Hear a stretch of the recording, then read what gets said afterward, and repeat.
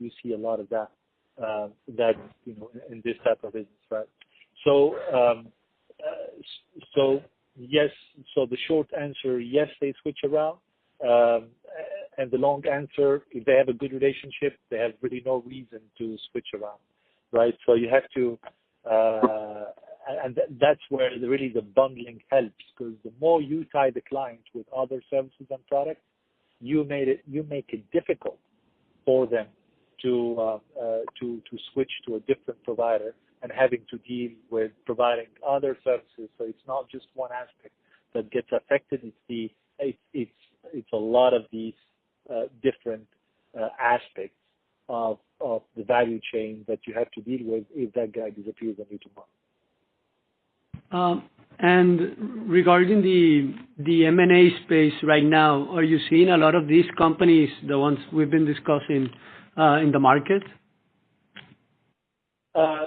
Do I see a lot of these companies in the market? No. Is the M&A market finally moving? Absolutely. I mean, it's much better than a year ago or a year and a half ago. A lot of these guys have gone through very, tough times and negative cash flow and, having to release most of their workforce and all that. And then finally now we started seeing activity picking up, pricing improving, and fundamentals are stronger, and the sentiments of the entire community, investing community, is much better, and that is leading to a higher transaction count. Now, do I see many of these companies around? Not really, but I see a lot of tired people, right, that went through the downturn for 3 or 4 years. It's been really tough, and now that they started seeing some of that EBITDA coming and finally cash flow positive, they just want to move on and get rid of their company. And as you look to value some of these companies, let's say a company had negative EBITDA back in 2017, and now, as you described, 2018 has been positive. So they're,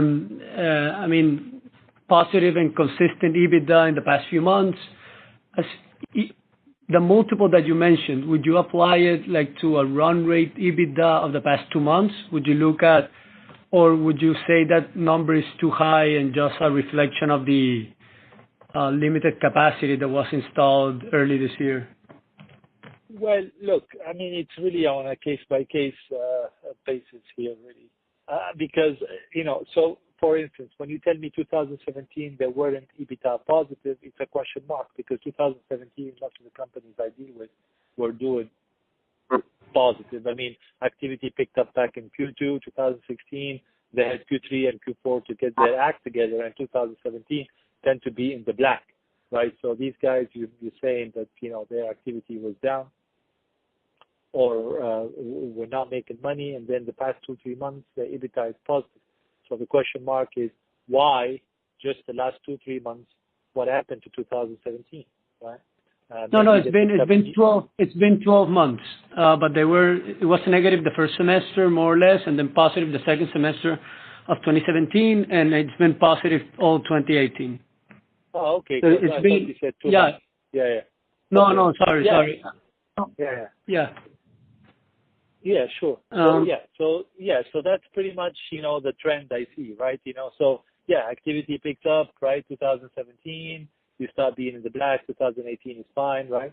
Now, I'd say 2018, I'll take 6 months of 2018, whatever they did, times 2, because I don't see activity picking up more than what it was in 2018, in the second semester of 2018, or H2 2018.